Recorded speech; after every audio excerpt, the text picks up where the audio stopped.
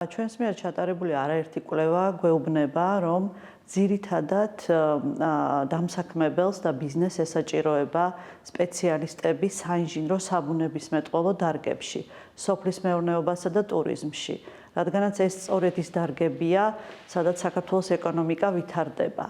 თუმცა ხშირად დაინტერესება სტუდენტებისგან, მშობლებისგან, ანუ აბიტურიენტებისგან არის სხვა მიმართულებებში და ეს არის ერთ-ერთი გამომწვევი მიზეზი იმისა, რომ თქვათ რეგისტრირებულების რაოდენობა უფრო მეტია ვიდრე ჩარიცხული სტუდენტების და ასევე ის, რომ შემდეგ დასაქმების ჭრილშიც პრობლემები გვაქვს.